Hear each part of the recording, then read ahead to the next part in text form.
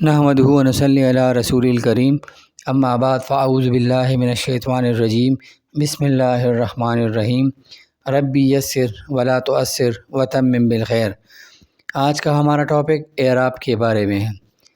اعراب کے لفظی معنی ہے عربی بنانا۔ اعراب عربی زبان کا اہم ترین وصف ہے۔ اردو زبان میں چونکہ حرکات کو اعراب کہہ دیا جاتا ہے، لہٰذا عربی میں اعراب سمجھنا مشکل ہو جاتا ہے۔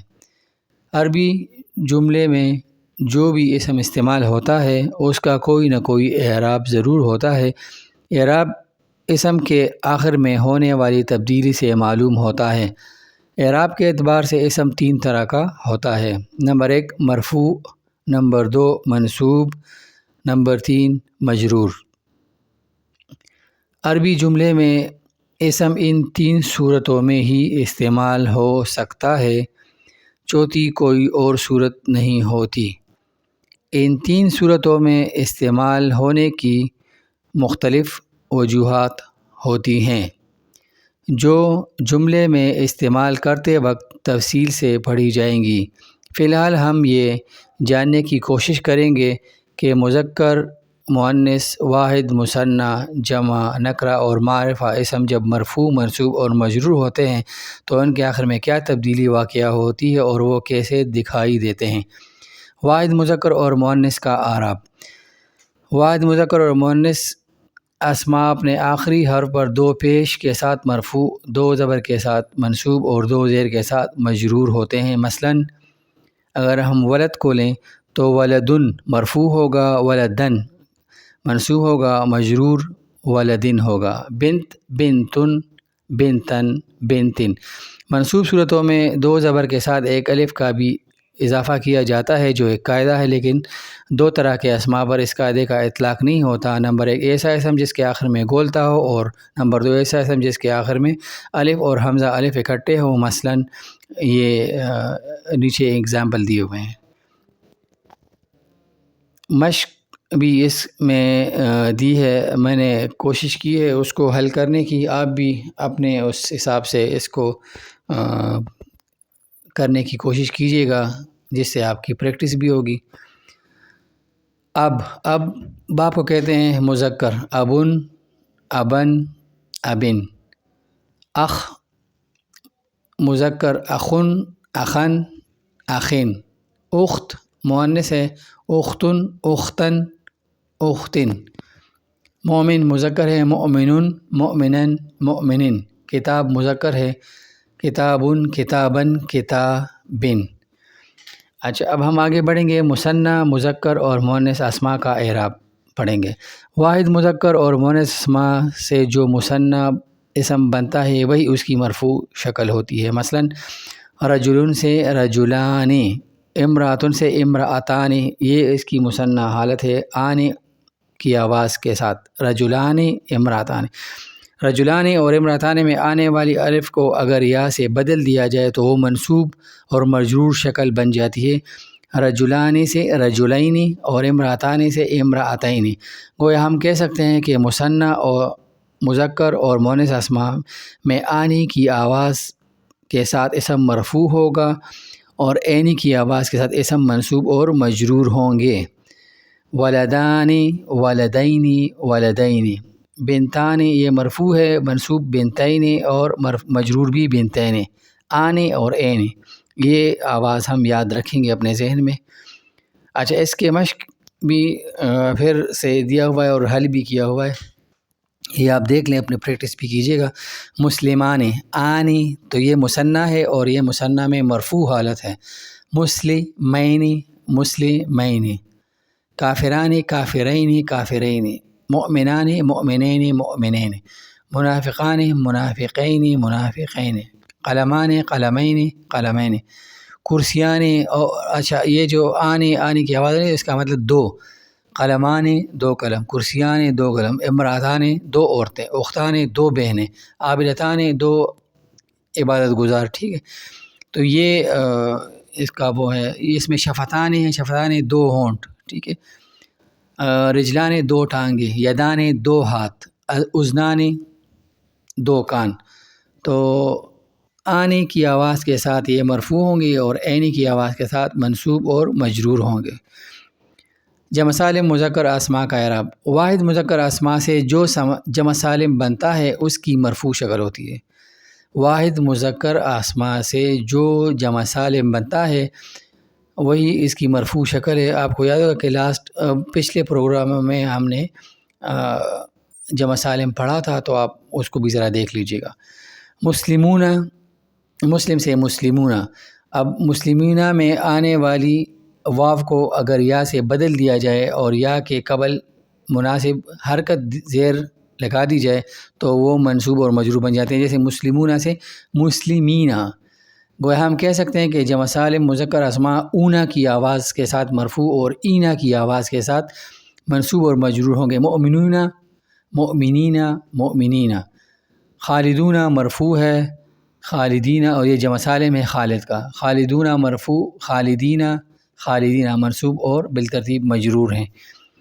درج ذیل میں مرفوع جمع سالم مذکر اسماء کو منصوب اور مجرور صورتوں میں لکھیں۔ تو یہ بھی ایک مشق ہے، آپ اس کو آسانی سے حل کر سکتے ہیں۔ میں نے حل کیا ہوا ہے پینسل سے، آپ دیکھ لیں۔ عابدون، عابدین، عابدین۔ حافظون، حافظین، حافظین۔ صائمون، صائمین، صائمین۔ ذاکرون، ذاکرین، ذاکرین۔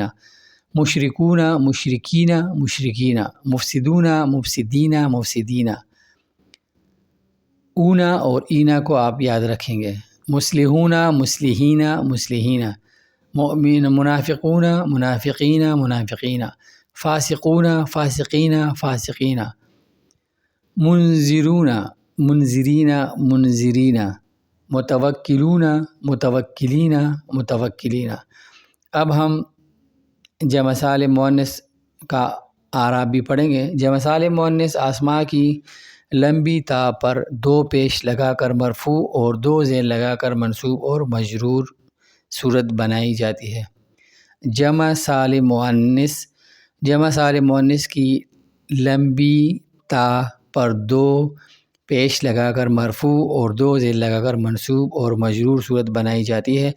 مسلمات، مسلمات یہ جمع سالم مؤنث ہے اور اس کا مرفوع مسلماتن، منصوب مسلماتن اور مجرور بھی مسلماتن ہوگا۔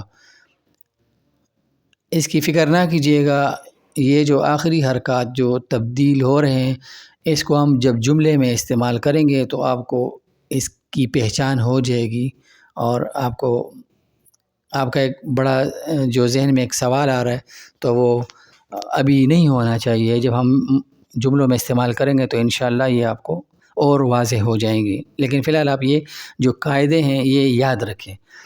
درج ذیل جمع سالم مؤنث اسماء کو مرفوع، منصوب اور مجرور صورت میں لکھیں۔ مؤمنات، مؤمنات، مؤمنات، مؤمنات۔ عابدات، عابدات، عابدات، عابدات۔ ذاکرات، ذاکرات، دو پیش کے ساتھ مرفوع، دو زیر کے ساتھ منصوب اور پھر دو زیر کے ساتھ مجرور ہوں گے۔ صادقات، صادقات، صادقات۔ کاذبات، کاذبات، کاذبات۔ خاشعات، خاشعات، خاشعات۔ آیات، آیات، آیات۔